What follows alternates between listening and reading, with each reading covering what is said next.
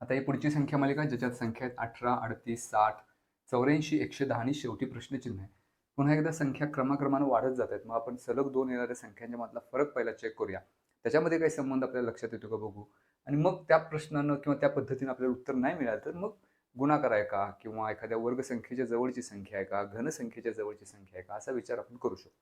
सुरुवात आपण फरकापासून करूया. 38 आणि 18 मध्ये 20 चा फरक आहे. 38 आणि 60 मध्ये 22 चा फरक आहे.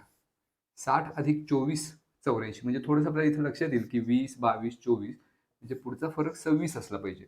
थोडक्यात 20 नंतर येणाऱ्या क्रमाने येणाऱ्या समसंख्या हा सलग 2 येणाऱ्या संख्यांच्या मधला फरक आहे. मग त्या लॉजिकनुसार पुढचा जर फरक आपल्याला काढायचा असेल तर तो 26 नंतर येणारी समसंख्या म्हणजेच 28 असणार आहे. म्हणजे 110 मध्ये 28 जर मिळवले तर प्रश्नचिन्हाच्या ठिकाणी संख्या मिळेल. मग 110 अधिक 28 उत्तर मिळेल 138. याचा अर्थ प्रश्नचिन्हाच्या ठिकाणी संख्या असेल 138